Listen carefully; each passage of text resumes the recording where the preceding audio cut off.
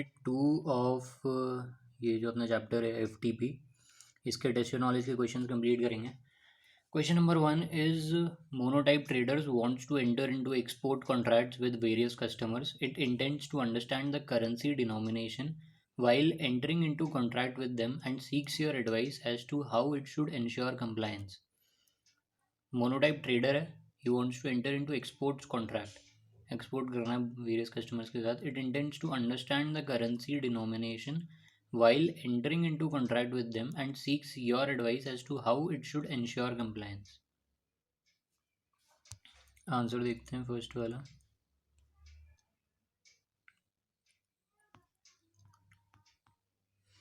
Monotype traders can denominate all export contracts and invoices either in freely convertible currency or Indian rupees, but export proceeds should be realized in freely convertible currency.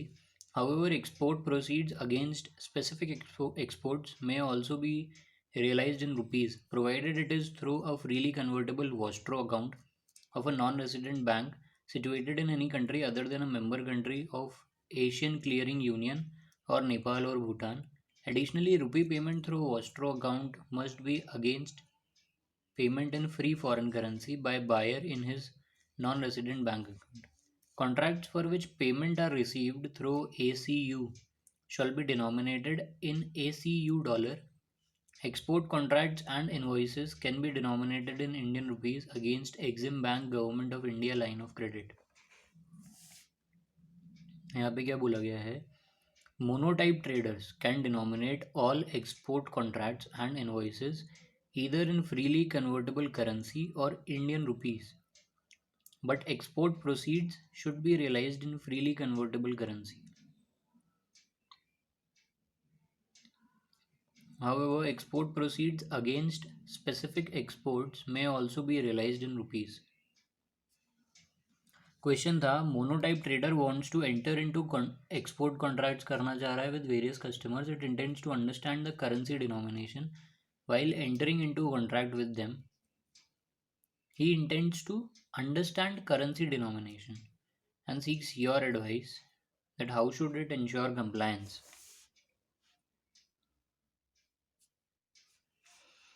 तो जो monotype trader है उसके पास option है कि या तो सारे export contracts और इन्वॉइसेस फ्रीली कन्वर्टेबल करेंसी में कर ले, फ्रीली कन्वर्टेबल करेंसी में कर ले, या फिर इंडियन रुपीस में कर ले, INR में. बट जो एक्सपोर्ट्स प्रोसीड्स होते हैं, but export proceeds should be realized in freely convertible currency, should be realized in freely convertible currency. However, export proceeds against specific exports, जो exports proceeds होते हैं against specific exports may be realized in rupees, may be realized in rupees, provided it is through a freely convertible Vostro account of a non-resident bank situated in any country other than Asian Clearing Union और नेपाल और भूटान. तो आपकी जो export proceeds है अगर वो specific exports है तो आप उसको रुपीज़ में ले सकते हो. कंडीशन है कि फ्रीली कन्वर्टेबल वॉस्ट्रो अकाउंट में आना चाहिए, वो भी नॉन रेसिडेंट बैंक के. And non resident bank excludes Asian clearing union, Asian clearing union और नेपाल और Bhutan. Additionally, rupee payment through Vostro account, rupee payment through Vostro account must be against payment in free foreign currency by buyer in his non-resident bank account. Payment in free foreign currency by buyer in his non-resident bank जो है उसमें account उसका. Contract for which payment are received through ACU shall be denominated in ACU dollar, Asian Clearing Union. Payment received through ACU. Payment received through ACU shall be denominated in ACU dollar. Export contracts and invoices can be denominated in Indian rupees. Export proceeds or export contracts and invoices. Export contracts and invoices can be denominated in Indian rupees against Exim Bank or Government of India line of credit or Government of India line of credit. ठीक है. Next question is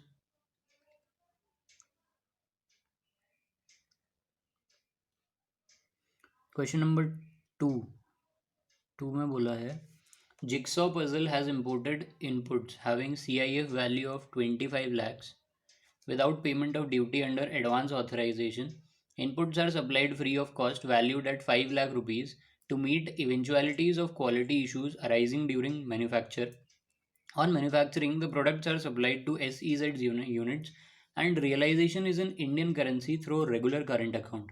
Jigsaw Puzzle wants to know whether it is entitled to advance authorization scheme and what should be the minimum value addition, and you are required to compute FOR value of supplies to SEZ. Jigsaw Puzzle has manufactured and supplied goods against EPCG authorization to their customers. Jigsaw Corporation, who are setting up a new unit for exports, the payment for such supply is received in Indian currency, that is INR. Can advance authorization be denied as payment has not been received in free foreign exchange? Answer number 2. Advance authorization can be issued for supplies made to SEZ units, as supplies made to SEZ units are considered as equivalent to physical exports. The minimum value addition required to be achieved under advance authorization is 15%. The FOR value of supplies made to SEZ units is computed as under. The minimum value addition required to be achieved under advance authorization is 15%. The FOR value of supplies, made to SEZ unit is computed as under, where value addition is equal to FOR value of supply received less CIF value of inputs or CIF value of inputs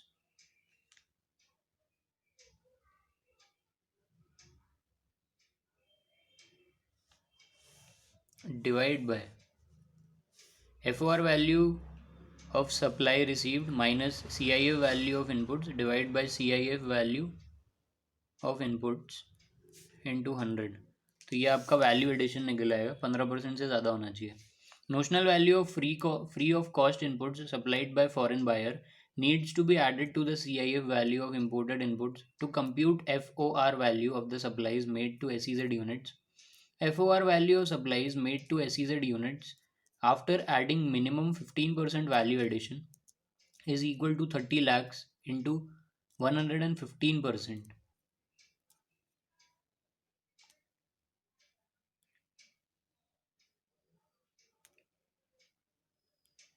इसमें क्या था, CIF value दिया हुआ था question में 25 लाख का without payment of duty under advance authorization. Inputs are supplied free of cost valued at 5 lakh. तो FOR value of supplies made to SEZ after adding minimum 15% value addition. तो FOR वैल्यू रिसीव हो गया CIF value.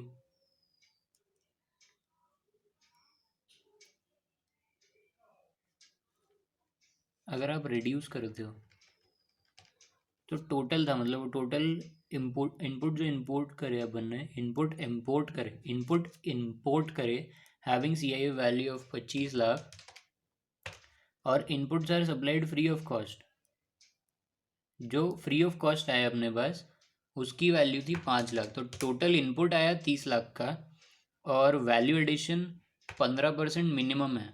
तो 115 से multiply करेंगे तो it's 34,50,000 का FOR value supplies SEZ को होना चाहिए. Jigsaw puzzle will, however, be not eligible for AA as the advance authorization, as the payment from SEZ unit is not realized from its foreign currency account. As the payment from SEZ unit is not realized from its foreign currency account, supply of goods to against EPCG authorization is a deemed export eligible for grant of advance authorization. However, in this case, advance authorization can also be issued when the payment for such deemed exports is realized in free foreign exchange. Supply of goods to against EPCG authorization is a deemed export eligible for grant of advance authorization. However, in this case, advance authorization can also be issued when the payment of such deemed export is realized in foreign currency.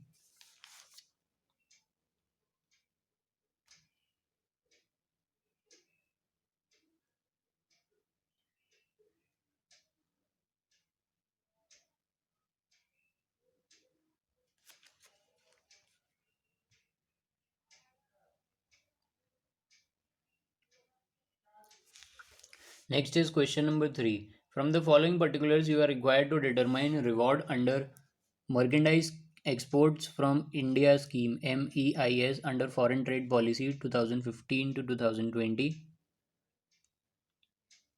Exports of handloom products through notified courier using e-commerce platform with FOB value of rupees 5,15,000 per consignment.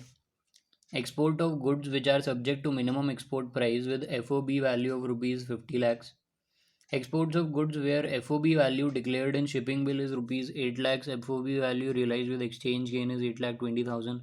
Export of books through foreign post using e-commerce platform with FOB value 495 per consignment.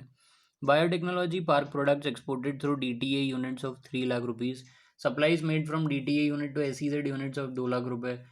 Rate of reward under MEIS is 7%.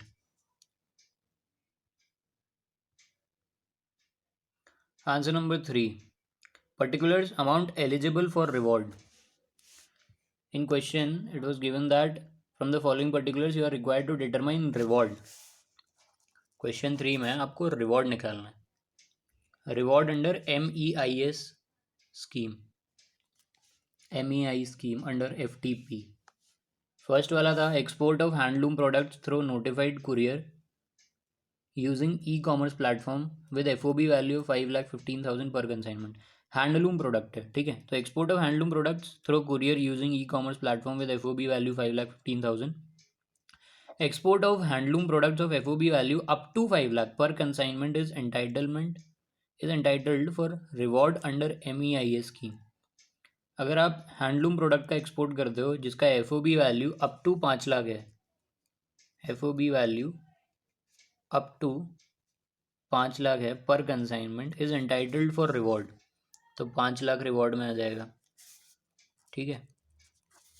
Next है 2 question में था export of goods which are subject to minimum export price with FOB value 5,50,000. तो export of goods which are subject to minimum export price, export of goods which are subject to minimum export price, this is ineligible for MEIS क्योंकि 50,000 का था, question में 50,000 दिया हुआ था. तो export of goods which are subject to minimum export price, minimum export price का short form होगा MEP, मिनिमम एक्सपोर्ट प्राइस. 50,000 का था FOB वैल्यू. तो आंसर में लिखा है export of goods which are subject to minimum export price, these are ineligible for MEIS. So reward nil हो जाएगा. थर्ड वाला export of goods where FOB value declared in shipping bill is 8 lakh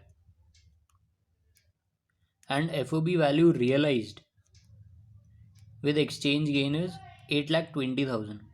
तो FOB value declared in the shipping bill or the FOB value realized whichever is lower is considered for MEIS scheme. Third में बोला है FOB value declared in shipping bill or FOB value realized. FOB value declared in shipping bill और FOB value realized whichever is lower, उतने का आपको MEIS में reward मिल जाएगा. तो लोअर इज 8 लाख, तो 8 लाख का reward. Fourth point is export of books through foreign post office using e-commerce platform with FOB value 4,95,000 per consignment. तो export of books of FOB value up to 5 lakh per consignment is entitled for reward under MEIS। इसमें up to word use किया गया। First वाला जो था इसमें भी यही था, export of handloom products of FOB value up to 5 lakh, मतलब 5 लाख तक जितना भी है उस पर रिवॉर्ड मिलेगा। और इसमें 5,15,000 था, तो 15,000 पे नहीं मिला, 5 पे पूरा मिल गया। और यहाँ पे 495 का है।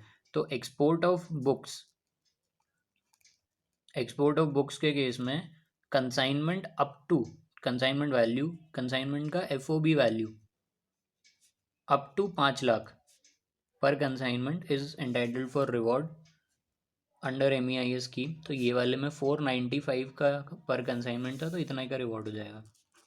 फिफ्थ पार्ट है biotechnology park products exported through DTA units of 3 lakh rupees. तो DTA यूनिट से अगर आप करोगे तो दिस इज़ इनएलिजिबल। भले ही वो आपका बायोटेक्नोलॉजी पार्क का प्रोडक्ट था, उसको आपने DTA से एक्सपोर्ट किया, तो उसके लिए MEIS में रिवॉर्ड नहीं है।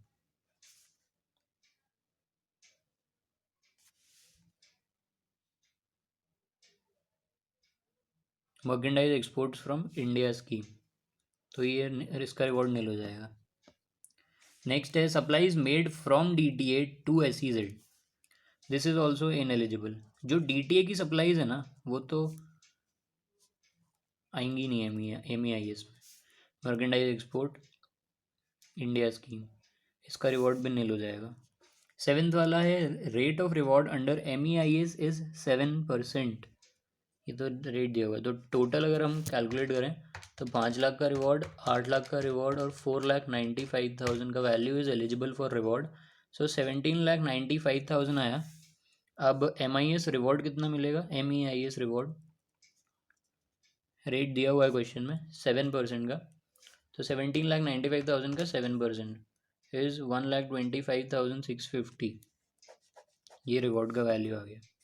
ठीक है, next is question number 4। What do you understand by the term foreign trade policy? FTP से क्या समझते हो आप?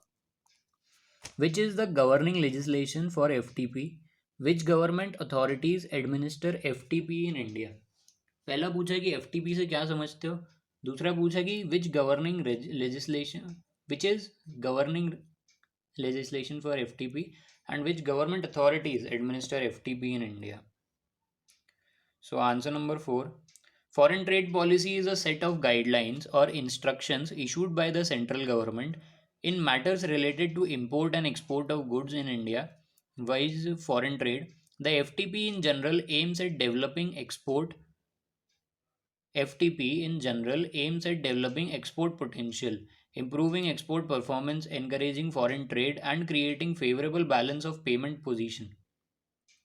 तो FTP एक सेट ऑफ गाइडलाइंस और इंस्ट्रक्शंस हैं जो सेंट्रल गवर्नमेंट इशू करती है matters related to import export of goods in India या फॉरेन ट्रेड से रिलेटेड जो भी है। तो FTP इन जनरल क्या होता है कि it aims at developing export potential develop करना, इम्प्रूविंग एक्सपोर्ट परफॉर्मेंस डेवलप करना, जो एक्सपोर्ट की परफॉर्मेंस है उसको इम्प्रूव करना, एनकरेज करना फॉरेन ट्रेड के लिए लोगों को, and creating favourable balance of payment position. Favourable balance of payment मतलब प्रॉफिट आए उससे लोगों को।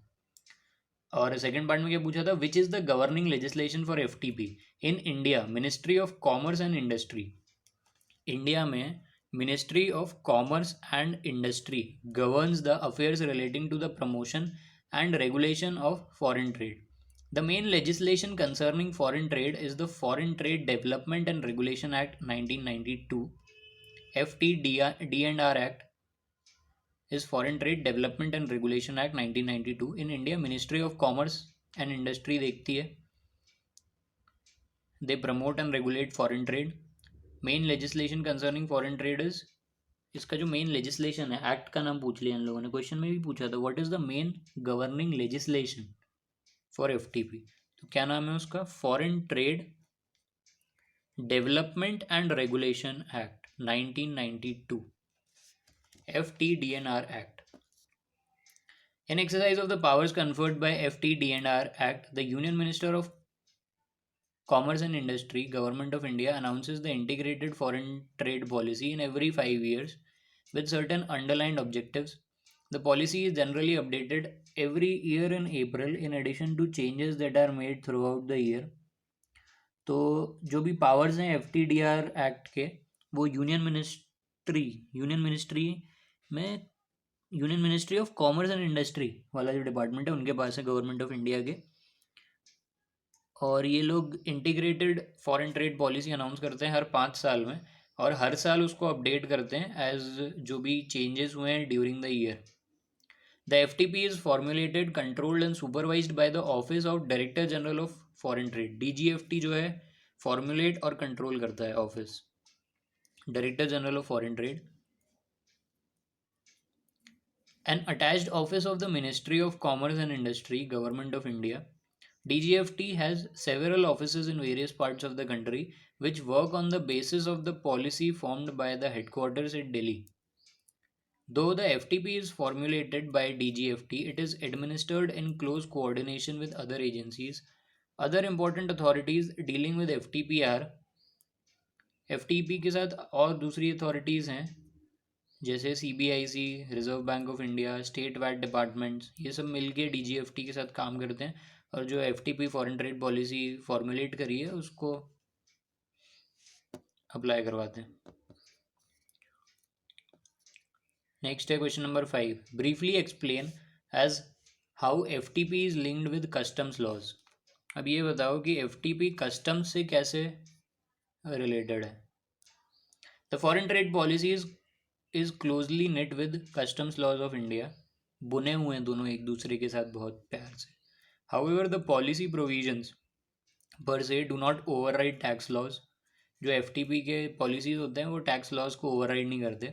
The exemptions extended by FTP are given effect by issue of notifications under respective tax laws. IGST act, CGST act, SGST, UTGST, customs tariff act, custom central excise act, customs act 1962. Thus, actual benefits of the exemptions depend on the language of exemption notification issued by CBIC. CBIC जो issue करेगा notification उसी पर depend करता है exemption. In most of the cases the exemption notification refer to policy provisions for detailed condition. जो exemption notification होते हैं उसका आपको डिटेल्ड अंडरस्टैंडिंग लेना हो तो उसके लिए आपको पॉलिसी के प्रोविजंस पढ़ने पड़ेंगे। Ministry of Finance or tax authorities cannot question the decision of authorities under the Ministry of Commerce. Ministry of Finance or tax authorities cannot question the decisions of authorities under the Ministry of Commerce so far as the issue of authorization is concerned. A decision of DGFT is final and binding in respect of interpretation of any provisions of foreign trade policy or provisions of Handbook of Procedures, appendices, आयात निर्यात form, classification of any item in ITC।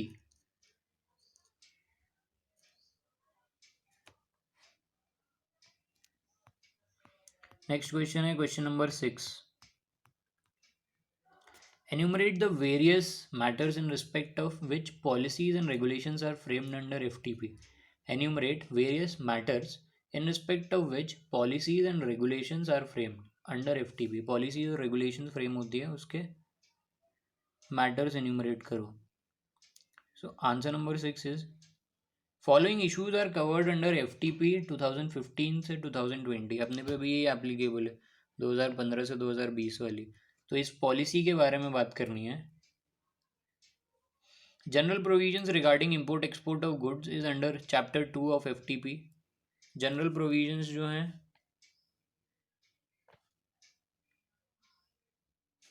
वो chapter 2 में दिए हुए हैं FTP के।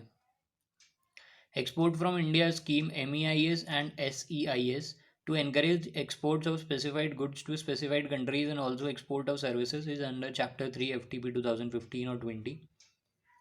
Duty exemption and remission scheme, advance authorization DFIA and duty drawback scheme and duty remission scheme under GST law to enable exporters to import inputs without payment of customs duty chapter 4 में दिया हुआ है।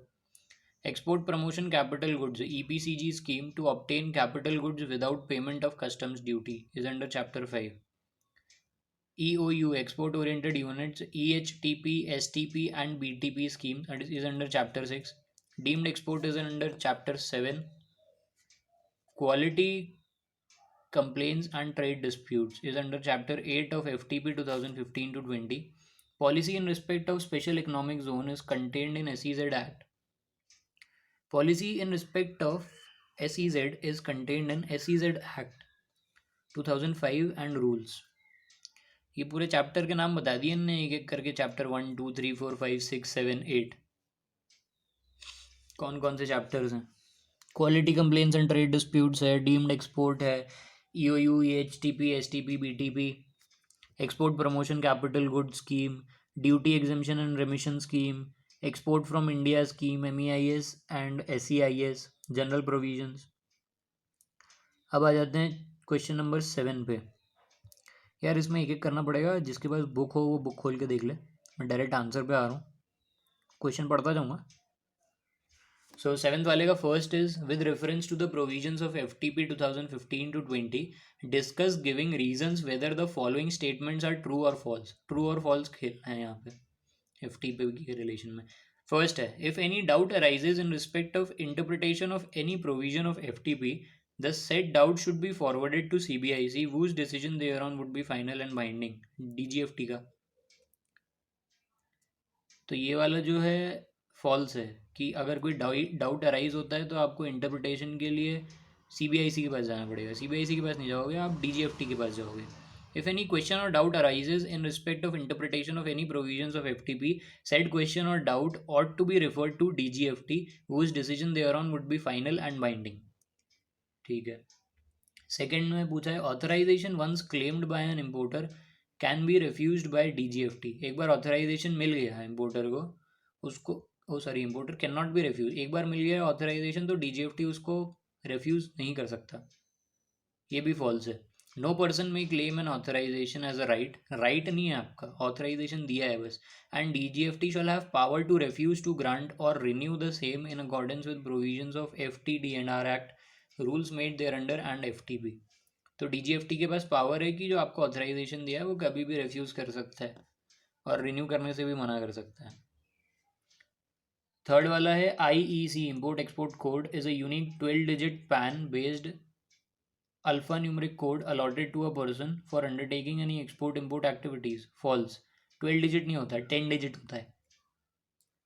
Based pan पे होता है. IEC is a unique 10 digit code allotted to a person for undertaking export import करने के लिए होता है. 10 डिजिट का होता है.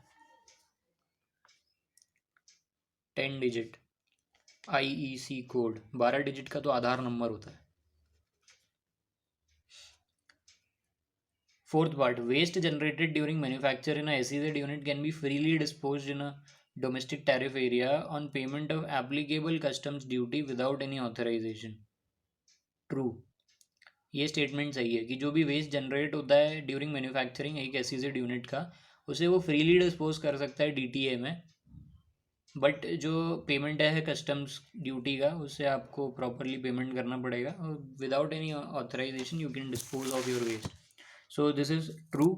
एनी वेस्ट और स्क्रैप और remnant including any form of metallic waste and scrap generated during manufacturing or processing activities of an SEZ unit developer co-developer are allowed to be disposed in a DTA freely without any authorization subject to payment of applicable customs duty.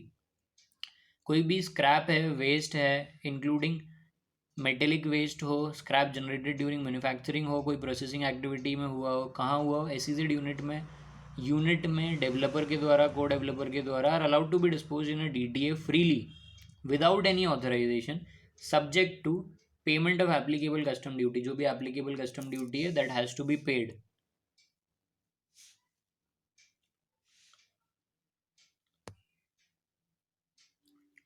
Question number 8 is Mr. A has bought a laptop from USA with him. Such laptop has been used by Mr. B, the seller, for few months there. एक laptop लेके आया USA से और mister B जो seller था उसने कुछ months वहीं पे यूज़ किया था. Mister a content that he can freely import such laptop as baggage without any restriction or authorization. Examine the correctness of Mr. A's claim in light of the provisions of FTP. इन भाई को बताओ. Import of one laptop computer, notebook computer as baggage is exempt for the whole of the custom duty. Further, Foreign Trade Policy 2015 to 2020 provides that import of second-hand laptop requires authorization. In view of the above, Mr. A claim is not correct as second-hand laptop can be imported only against an authorization. ये बहुत ध्यान रखने वाली चीज़ है भाई कि अगर आप नया लेके आ रहे हो, एक एक लैपटॉप लेके आ रहे हो, नया लेके आ रहे हो, वो पूरा फ्री है कस्टम्स ड्यूटी से. बट कंडीशन ये है कि अगर सेकेंड हैंड लैपटॉप लेके आ रहे हो तो आपको ऑथराइजेशन लेना पड़ेगा. तो यहाँ पे इस केस में ये सेकेंड हैंड लैपटॉप लेके आया क्योंकि सेलर ने यूज़ किया था उसको कुछ मंथ्स, उसके बाद इसने ख़रीदा था, तो सेकेंड हैंड ही हुआ ऑब्वियसली. सेलर ने ही क्यों ना यूज़ किया, यूज़ तो किया ना किसी ने भी, सेकेंड हैंड हो गया वो. तो उसके लिए आपको ऑथराइजेशन लेना पड़ेगा. क्वेश्चन नंबर 9 है state in brief policy for import of samples. जो इम्पोर्ट ऑफ सैम्पल्स होता है उसके लिए क्या पॉलिसीज़ हैं. No authorization is required for import of bona fide technical and trade samples. These are importable freely. Samples up to rupees 3 lakh can be imported by all exporters without duty. 3 lakh रुपए तक के sample आप without duty के payment के ला सकते हो. Authorization for import of samples is required only in case of vegetable seeds, bees and new drugs. Sample of tea up to rupees 2000 CIF per consignment will be allowed without authorization. 2000 रुपये तक की चाय पत्ती ला सकते हो आप CIF value की पर कंसाइनमेंट, उसके लिए ऑथराइजेशन की ज़रूरत नहीं होती. बट अगर आप कुछ भी ला रहे हो जैसे कि वेजिटेबल सीड्स हैं, बीज या फिर ड्रग्स, कोई न्यू ड्रग्स है, उसका अगर आप इंपोर्ट करते हो सैम्पल ही हो भले, उसमें 3 लाख की लिमिट नहीं है, उसके लिए आपको ऑथराइजेशन लेना पड़ेगा. और बाकी सब जो है वो फ्रीली आप ला सकते हो सैम्पल 3 लाख रुपए तक के. क्वेश्चन नंबर 10 फ्रीली ला सकते हो without any authorization. Question 10 is state salient aspects of advance authorization for annual requirements to exporters. Annual advance authorization would be issued to exporters having past export performance. जो annual advance authorisation होता है ना, मतलब आपको एक बार में मिल जाएगा advance authorisation, वो हर किसी को नहीं मिलता. वो सिर्फ जो एक्सपोर्टर्स होते हैं जिनके पास पास्ट एक्सपोर्ट परफॉर्मेंस होता है एटलीस्ट 2 फाइनेंशियल ईयर्स का, to enable them to import the inputs required by them on annual basis. क्योंकि बार बार आके नहीं पूछेंगे ना. अब जैसे अगर टाटा जैसा ब्रांड है, अगर वो एक बार में बहुत सारा इंपोर्ट करना चाहता है, अब उनका तो साल भर काम ही यही चलता रहेगा, तो वो बार बार आके हर एक चीज़ के लिए नहीं मांगेंगे ना, उनको एनुअली मिल जाएगा. बट इसमें ये कि एटलीस्ट 2 फाइनेंशियल ईयर्स का एक्सपोर्ट परफॉर्मेंस होना चाहिए प्रॉपर. अगर आप पेमेंट कर रहे हो तो आपको मिल जाएगा एनुअल एडवांस ऑथराइजेशन, बट ऐसे हर किसी को नहीं देंगे. To enable them to import the inputs required by them on annual basis. Advance authorization for annual basis can be only on basis of prescribed manner and not on basis of ad hoc norms. Ad hoc norms नहीं है, prescribed manner है, उसी manner के हिसाब से दिया जाएगा. Annual advance authorization in terms of CIF value of imports will be granted up to 300% of an FOB value of physical exports in preceding financial year and or FOR value of deemed exports in preceding year or rupees 1 crore whichever is higher. अब आपको annual advance authorisation कितने का मिलेगा? CIF value पे मिलेगा पहली बात तो, ठीक है. अब CIF वैल्यू का कितना? CIF value of import will be granted up to 300% of FOB of physical export. 300% of FOB value of physical exports in preceding financial year. पिछले साल का आपका एक्सपोर्ट देखेंगे,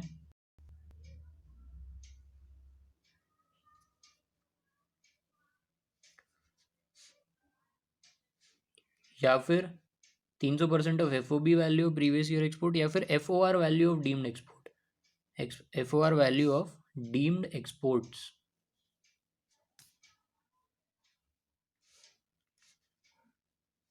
in preceding year or rupees 1 crore whichever is higher.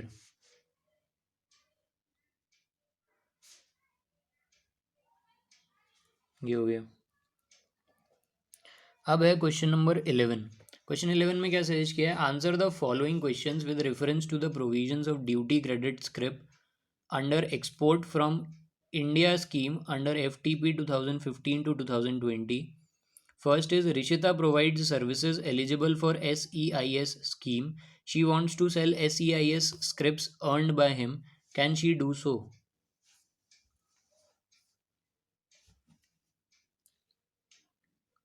Answer the following questions with reference to the provisions of duty credit scripts under export from India schemes under FTP 15 से 20। इसमें answer बताना है अपने को। First वाला part है, इसमें पूछा है Rishita provide services eligible for SEIS scheme, she wants to sell SEIS scripts earned by her, can she do so. जो स्क्रिप्ट्स अर्न होते हैं SEIS में, स्क्रिप्ट अर्न करते हो आप एक्सपोर्ट करने से, तो yes she can sell them. The duty credit scripts and goods imported और domestically procured against them are freely transferable. Duty credit scripts, goods imported or domestically procured against them are freely transferable. So, which Rishita provides services eligible for SES scheme. She wants to sell SEIS scripts earned by her. Can she do so? Yes, she can do it. Second is, can a manufacturer importing the inputs utilize the duty credit script for payment of entire customs duty, social welfare surcharge and IGST? क्या manufacturer जिसने import किया है inputs वो utilize कर सकता है duty credit script को payment के लिए, customs duty, social welfare surcharge और IGST के लिए? No. Answer is no. Utilization of duty credit script is not permitted for payment of GST on imports और इवन डोमेस्टिक प्रोक्योरमेंट। GST नहीं पे कर सकते आप इससे, मतलब जो IGST का पेमेंट है वो आप ड्यूटी क्रेडिट स्क्रिप्ट से नहीं कर सकते। इवन डोमेस्टिक प्रोक्योरमेंट भी किया है उसके लिए भी नहीं कर सकते, GST नहीं पे कर सकते। ये चीज़ ध्यान में रखना, सिर्फ कस्टम्स ड्यूटी और social welfare surcharge. Third part is an exporter was issued duty credit script dated 15 जुलाई 2020। What is the period with in which he must utilize the script, कितने टाइम के अंदर उसको यूटिलाइज करना चाहिए? 24 महीने का टाइम दिया जाता है ड्यूटी क्रेडिट स्क्रिप्ट को यूज़ करने के लिए, 24 months from date of issue. The duty credit script will be valid for 24 months from date of issue. तो 15 जुलाई 14 जुलाई 2022 तक। फोर्थ पार्ट है, an exporter exported leather footwear through courier using E-कॉमर्स ऑफ वैल्यू ₹24,000। एक एक्सपोर्टर ने export किया leather footwear using E-कॉमर्स, वैल्यू था 24,000 रुपये का। Can he apply for duty credit script using merchandise export from India scheme? तो इसका आंसर है yes. Export of leather footwear through courier using E-कॉमर्स of FOB value of 5 lakh rupees per consignment are eligible for MEIS। Up to 5 lakh rupees के लिए आपको MEIS में duty credit script मिल जाएगा और इसका 24,000 का है तो इसको भी मिल जाएगा। Let's move to question number 12। Question 12 is mention the reward scheme provided under FTP which aims to promote the manufacture and export of notified goods or products. Discuss the basis of computation of reward under said scheme. How can the duty scripts issued under the scheme be utilized? Duty scripts जो issue होती हैं उसको कैसे utilize करेंगे? तो answer to 12 is the scheme is known as merchandise export from India scheme। ये जो scheme है इसका नाम है merchandise export from India scheme, MEIS। The objective of MEIS scheme is to promote the manufacture and export of notified goods और products. Promote करना manufacture और export कुछ नोटिफाइड गुड्स और प्रोडक्ट्स का। Under MEIS export of notified goods or products to notified markets shall be eligible for reward at the specified rate unless otherwise specified. The basis of calculation of reward should be on realized FOB value of exports in free foreign exchange or on FOB value of exports as given in the shipping bill in free foreign exchange, whichever is less। दो option है, the objective एक तो ये हो गया under MEIS exports of notified goods और products to notified markets shall be eligible for reward at the specified rates unless otherwise specified. The basis of calculation of reward कैसे निकालेंगे? Realized FOB value of exports in free foreign exchange. Realized FOB value जो है in free foreign exchange और FOB value of exports as given in the shipping bill in free foreign exchange, whichever is less. क्या क्या बोला है? Realized FOB value of exports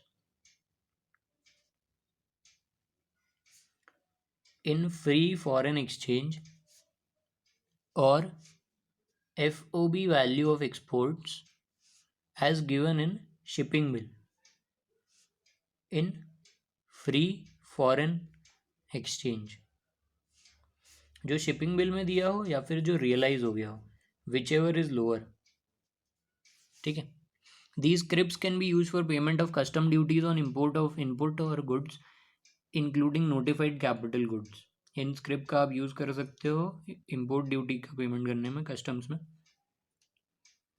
और notified capital goods के लिए भी कर सकते हो payment. Question number 13 is explain salient features of post export EPCG scheme. Post export EPCG scheme के कुछ बेनिफिट्स बताने. In EPCG scheme first capital goods are imported without payment of customs duty and then exports obligation is fulfilled. पहले capital goods import किए जाते हैं without payment of duty और उसके बाद जो एक्सपोर्ट के ऑब्लिगेशंस हैं उनको फुलफिल करते हैं. In case of post export EPCG scheme, post export EPCG scheme में क्या होता है? The capital goods are imported on full payment of applicable duties in cash. पहले जो कैपिटल गुड्स इंपोर्ट कर रहे हैं उसकी ड्यूटी पूरी पेमेंट करते हैं कैश में.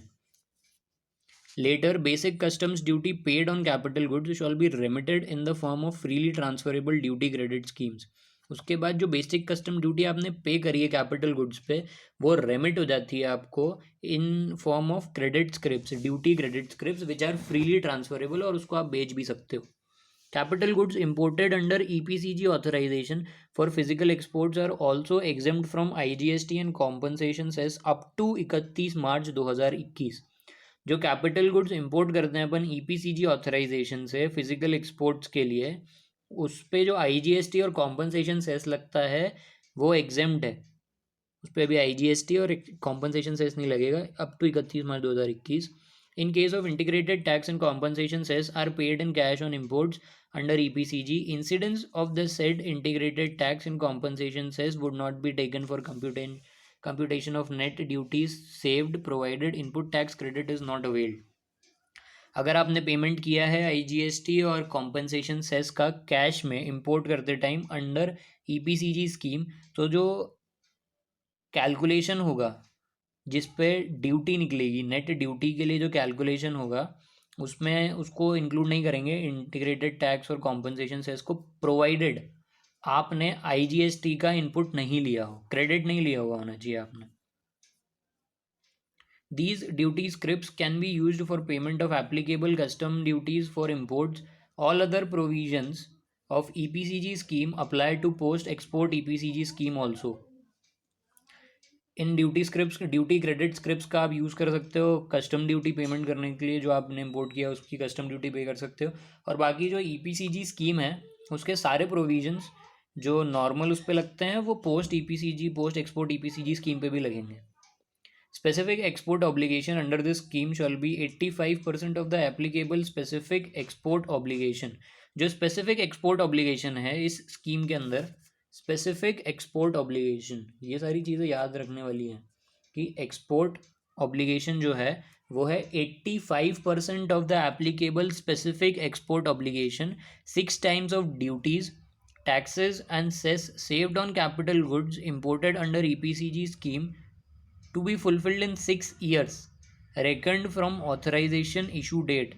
Average export obligation remains unchanged. एक बार और पढ़ते हैं. Specific export obligation under this scheme shall be 85% of the applicable specific export obligation, that is 6 times of duties, taxes and cess saved on capital goods imported under EPCG scheme to be fulfilled in 6 years reckoned from authorization issue date. Average export obligation remains unchanged. Duty remission shall be in proportion to the export obligations fulfilled. The advantage of the scheme is that the exporter does not have any specific export obligation. When he imports capital goods on payment of full customs duty, later he gets remission on the basis of exports made by him. Later he gets remission on the basis of exports made by him.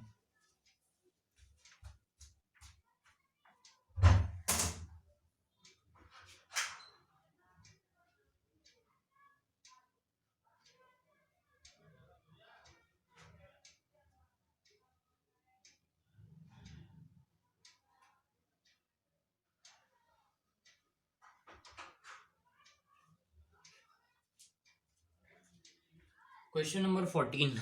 Question number 14 है with reference to the provisions relating to EOU, EHTP, STP, BTP and SEZ schemes as contained in FTP, answer the following questions. 3 question है.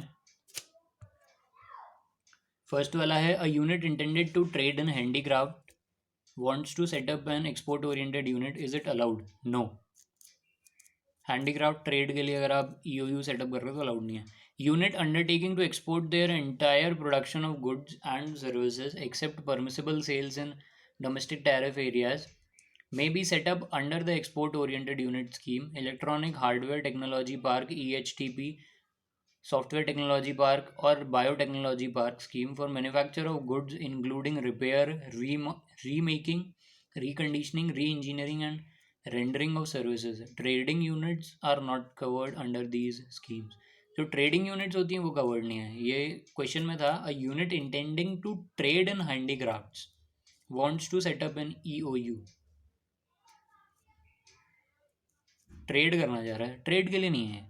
जो भी unit export कर रहा है अपना पूरा entire production except permissible sales in DTA, कुछ sale कर सकते हो डीटीए में, वो ईओयू, ईएचटीपी, एसटीपी और बीटीपी में कर सकता है for manufacture of goods. Manufacturing कर रहे हो आप तभी मिलेगा. मैन्युफैक्चरिंग में क्या क्या इंक्लूडेड है? रिपेयर इंक्लूडेड है, रीमेकिंग इंक्लूडेड है, reconditioning, re engineering and rendering of services. थोड़ी बहुत सर्विसेज दे सकते हो. Trading units are not covered under this scheme.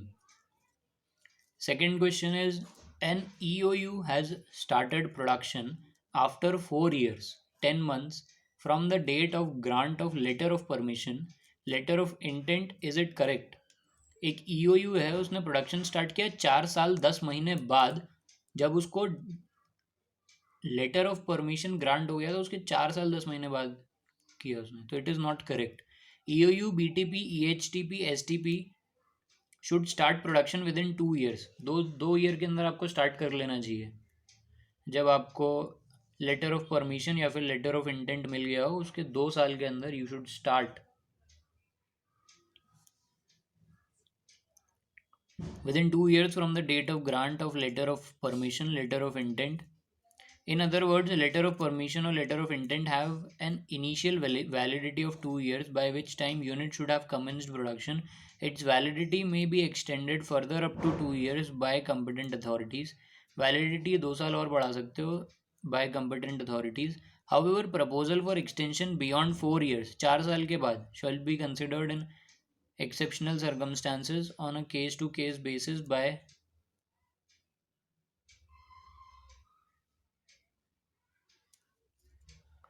Board authority, board of authority जो भी है. तो 2 साल का टाइम मिलेगा, 2 साल के लिए एक्सटेंशन ले सकते हो. और 4 साल के बाद तो ये है कि फिर वो बहुत ही एक्सेप्शनल केसेस में मिलेगा जहाँ पे केस टू केस डिपेंड करेगा, वैसे तो नहीं मिलेगा. तीसरा पार्ट है an EOU wants to import a second hand capital good which is prohibited under ITC HS, can he do it? So no. आप सेकेंड हैंड कैपिटल गुड्स नहीं import कर सकते. Though an EOU is permitted to import duty free second hand goods, second hand capital goods without any age limit, it cannot import capital goods that are prohibited items of import in the ITC. जो item prohibited है ITC HS में उसका आप import नहीं कर सकते.